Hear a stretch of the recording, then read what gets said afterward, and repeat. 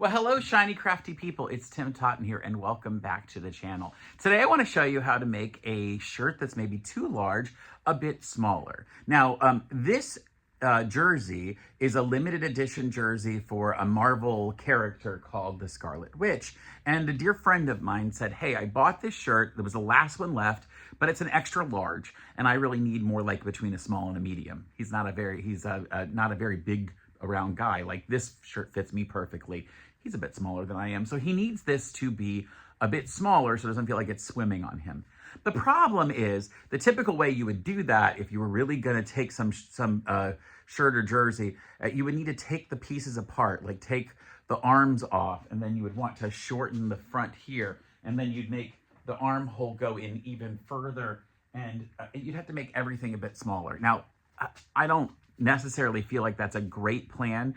First, for the amount of work I want to do, but secondly, for how much it would alter this and maybe mess it up in a way. And so instead, what I'd like to do is, for you on the channel here, show you how you can do more of a shortcut version of that, something that is an in-between, so it fits people who have basic sewing skills to medium level sewing skills. And so even those of us who've been sewing for, like I have, 35 years, it's still something that we can use. And if I wanted to go crazy and do all that extra work, I certainly could, but frankly, there's so much extra steps in a jersey like this that I think it'd make it really actually more likely to have something go wrong. So instead, I'm going to start with a very basic basting stitch to see how well it works, and then I'll go from there. Let me show you a little more with a close-up of what it is we're talking about. All right, so the way I'm going to make this a little bit smaller is I'm really just going to come in and do a stitch that goes along the inside here to shorten how wide around, how big around this thing will be, and to shorten the sleeves as well. So we're going to take out pretty much all of this material to make this smaller. What it means is I don't have to worry at all about any of these places where there's facing and things that come in, right? So if I turn this inside out, I'm literally going to adjust these seams. This seam that goes on the inside of the arm and all the way down to the bottom. Now, also, if I was going to shorten this up completely and redo all that stuff I told you about before, I'd even have to take the bottom up a little higher so that it's not so long. I know he'd like me to do that. I'm going to do it this first part, and then I'll see if he decides he does need it shorter. And if he does need it shorter, then I'll probably consider doing that for him. But right now, I'm just going to do it particularly this way. And I'm going to use a basting stitch with my straight stitch sewing machine first, so that I can get a look at what it will look like, and then later I'll go back to my serger and I'll serge it on. Now also, because this has a red serger thread already, I would love in an ideal world to have 4 cones of red serger thread and put that into my serger and then do that. But luckily I use black serger thread normally, and this already has a lot of black details in it. I think I can get away with just using a black serged overlock stitch, and it's not going to look any different than it would be. The only thing I will do is come down here and take out this little seam at the bottom. I'm going to take out this seam where it comes apart across here. I'll take this out, a little bit of it, and then when it's time, I'll restitch it down with red thread so that it looks more with a straight stitch machine. All right, so I'm going to go ahead and get this started, and then we'll go to the sewing machine and the serger.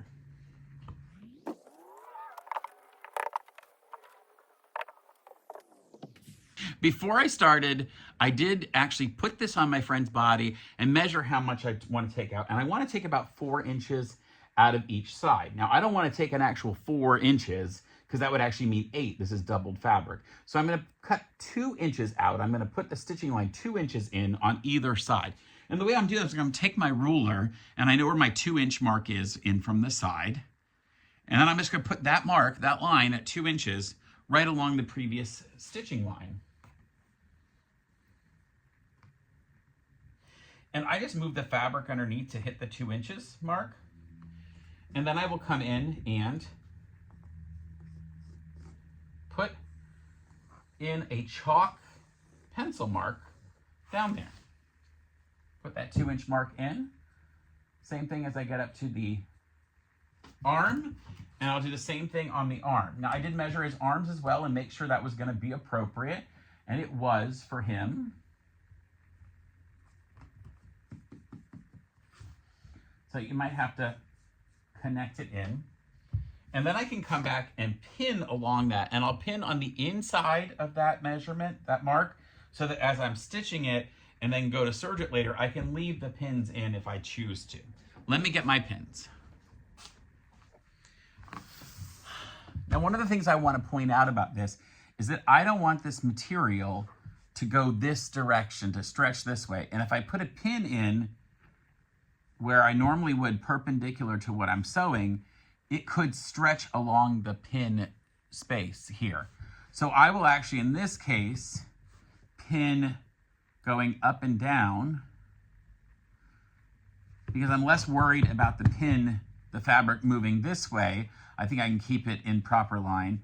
I'm more worried about it moving in another way. And I'm going to go through and make sure that at the seams where this comes together, the arm seam, that I really pin this so that they don't move. I want those seams to be right on top of each other, just like they currently are now. So I'm going to put a couple pins in there to keep it very exact.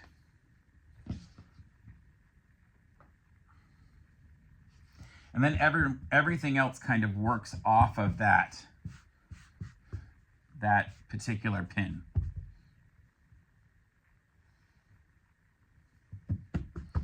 So at the bottom, I also want to make sure. Now, I'm not going to sew all the way down through the bottom because remember, this is just a basting stitch I'm doing first. And then later, I want to make sure that my pin, or that I open up this seam so that it stitches through that seam, and then I fold it back over and stitch it down. That is for that bottom flipped over edge seam. And same thing up here, I want to make sure that the two sides of this arm material is exactly hooked together.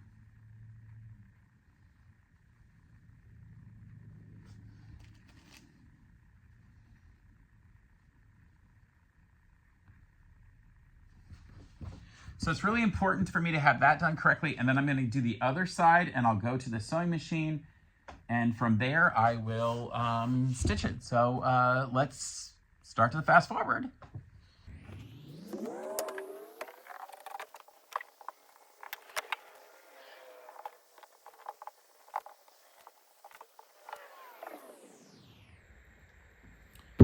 All right, there it is, the two-side stitch. I'm gonna take them to my machine and just put that stitch in there, and it's gonna bring this from this wide to this wide, which may not seem like a giant difference, but it's gonna make a difference to my friend for how this feels when it fits on him. All right, we're on the sewing machine. All right, so we're here at the sewing machine. I'm gonna start up at the sleeve section because I wanna make sure that really gets held in there. On the other side, because I did it both on the same side, I will need to start at the bottom, but it won't be a problem. It's been pinned really well. So I have lowered my stitch length pretty far down. I don't want to overdo it because I'm going to come back and serge this.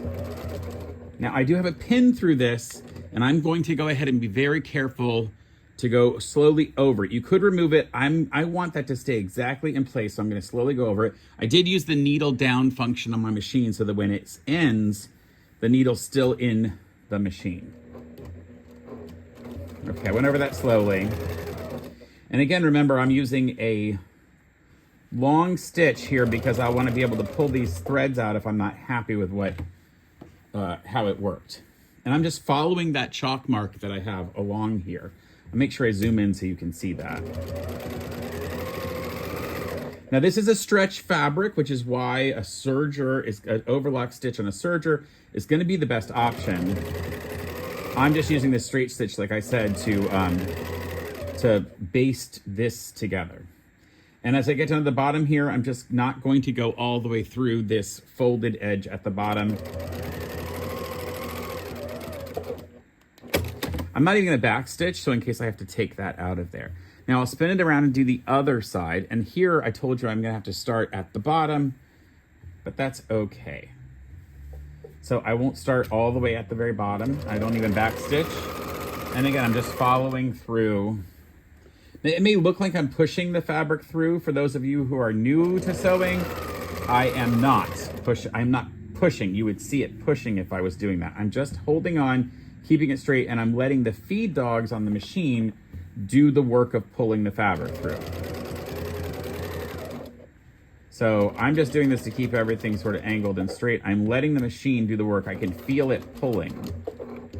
Go right down into where that seam is. I'm gonna turn here.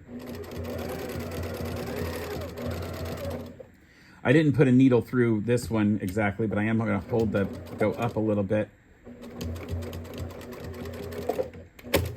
All right, those are all done. You can see that line has now been stitched in there. There's a little bit of a shadow here, but the line has been stitched through that. So let's go back to the table and see how this looks. So I'm gonna lay this out inside out still, so you can see how wide this was. Let me zoom you out a little so you can see better. And I will lay out I'll lay one of these on each side. See here? That way you can see how wide it was before. Then I'm gonna go ahead and take out all these pins.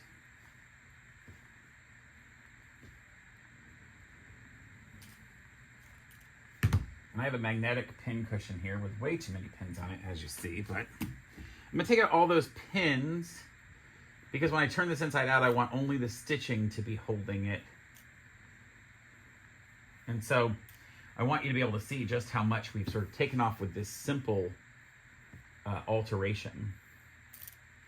Now it's still gonna be bulky. This will all be inside, and so that would be a problem if we didn't take it out. If you were making something for a stage show and you needed to make it just smaller temporarily, this would be a way to do it, to make it smaller temporarily, and then you could take it back out later. So now I've got those sides in.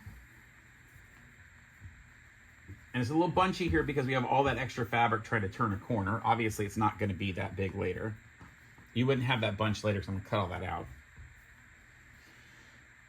So now it closes up, and look how much smaller we've made this shirt already. We've taken out that much on each side, and the sleeves are now even skinnier, which of course they will look a little better once we cut that material out. I'm happy with how this looks.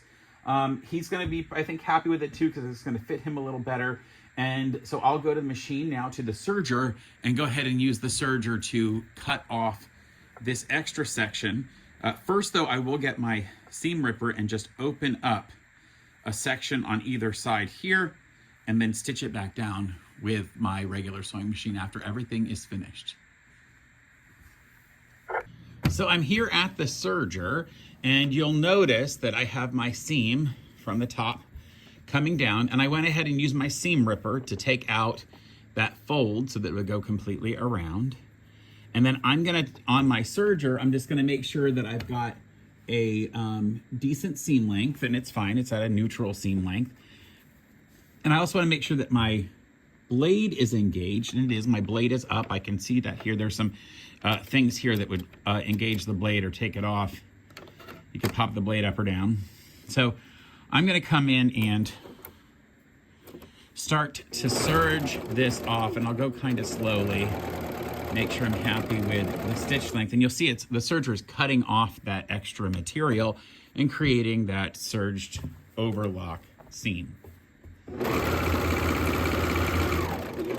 And it is going right over that basting stitch I had made, so I make sure I follow it. Now here's the part where it's gonna get fun. This is where the seam is in the shoulder. So I will be very careful with the way that I come up to it, and then make sure I pull my fabric back to pull the fabric almost straight along there.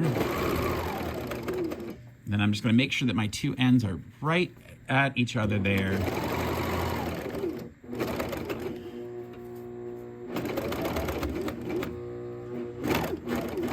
And then there we go, we come out of that. I use a little pair of scissors here to snip. Now you could snip further off and then thread this material back through. I'm not gonna worry about that. I'm gonna do that, and then I'll come back and use a straight stitch with my machine just to really tack that down to make sure it holds properly, so that when this opens, you don't see too much extra material popping out of there like you see those. So I'll clip that a little bit off of there. All right, so that actually looks pretty good. And we'll flip over and do the other side. Starting from the bottom again, I think that's the best strategy.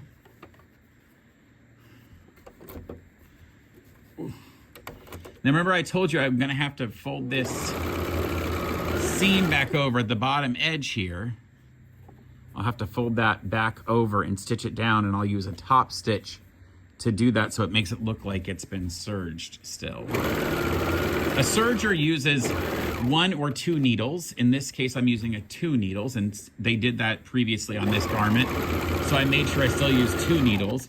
And so there I'll have to stitch twice, unless I were gonna go find a double needle for my sewing machine. And the machine I'm using doesn't actually accept a double needle. So that would be a more standard home machine, and the sewing machine that I use is a Janome 1600P, and it doesn't have that capability. It's more of a semi-industrial type machine. Great for quilting, not so great for all the specialty sewing you might want to do. All right, let's take this back over to the table, and I'll show you what it looks like laid out before I finish those last couple steps. I'm sure you remember how I had these pieces to show you how size it was originally. And I will, of course, do a little bit of trimming on the stitching here, but I'm going to go ahead and turn it back correctly inside, outside out, you know, the right side out. And now you'll see how well this has worked. Those seams on the inside have changed. The arms don't look so bulky anymore because of the turns. And yeah, our little Scarlet Witch shirt is a lot skinnier than it was before. All right, let's finish these last parts at the sewing machine. That's sewing this here to enclose all of that bit again, so that it continues that stitch across there. So just a small detail, but I want to continue that stitch to the other side. And we'll do it on both sides, trim it up, and then we will be done to give this to my friend. So I'm gonna go ahead and change out both my needle and my bobbin. And it's really not that long to do. I thought about, well, I won't even change the bobbin. I'll just change the top thread. And then I thought, that's not the best plan. I know I just brought the bobbin up, but I did that because out of reflex, I'd already done it. I'm gonna just take off the other thread that I normally use up here where you can't see it, but it's okay. It'll make sense in a minute as I bring it through. I'll show you how winding this machine is actually pretty easy to do. And once I get the thread, I use this, I like Gutermann thread because it has part of the reason is it has a built-in thread holder at the bottom, so now the thread hangs out there, but you don't have to use it. I think it's good thread. It's just my opinion. Everyone has thread they like. If you find one that you love and fits you price-wise, that's exactly what you should go for. I find that this thread for me doesn't break as often, and I can sometimes be pretty rough on thread. I put it through its paces, and so this has worked well for me. Also, if depending on where you buy thread, you might get a good deal on it. We tend to buy the basic colors like black and white in very large numbers now, so we buy them from a large wholesale company that sells it to us a lot cheaper. But you can also buy it at places like any of the big fabric store named after a lady. Probably heard of that one.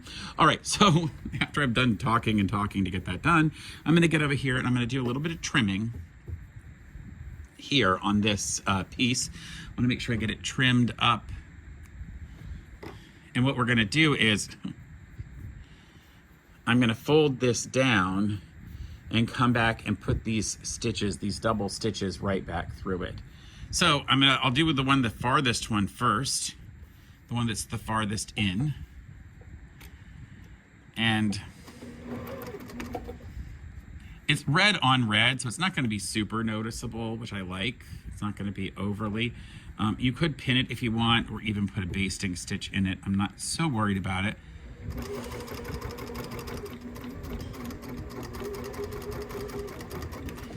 And that one connected. So now it looks like it's been there the whole time. You want to make sure you pull out any of the old fabric that might be in it. And you also don't want to necessarily stretch the fabric as you're going along. I'm just laying it flat, then try to follow about the same amount of width all the way over. And now you'll see what happens is it has completely, look at that, it's done. It's put the double line back in there. There's a little lighter red than the other one was, but I don't think it's overly noticeable. I just want it to not I just want it to properly blend in so it doesn't look, no one goes, oh my goodness, why is that? Why did you lose stitching on the side there? And, you know, stitching on the side is not going to be as noticeable. Now, if you wanted this to be super exact, you know, you're going to go make sure you find the exact right color red. I didn't. And there we go. That's all already put in there as well. And we are ready to hand this off to my friend. So how about I cut to a picture of him wearing this, or video. I don't know which one it's going to be because I'm filming this in the future. Let's do it now. All right, so final reveal. Here's my friend Will in your shirt. Will you give me a little arm lift? See how much better that fits him than if it was this extra large, it would be huge. How do you think of the fit, Will? It's good. Yeah? Not as baggy. Give us a little spin. Oh, there you go. All right, folks, that is how you alter a shirt to make it smaller. In this case, like a football jersey or a baseball jersey. Yeah. We don't really know sports that well. Until next time, folks, stay crafty. All right, bye for now. All right, now you just got to figure out what position on the team you're playing.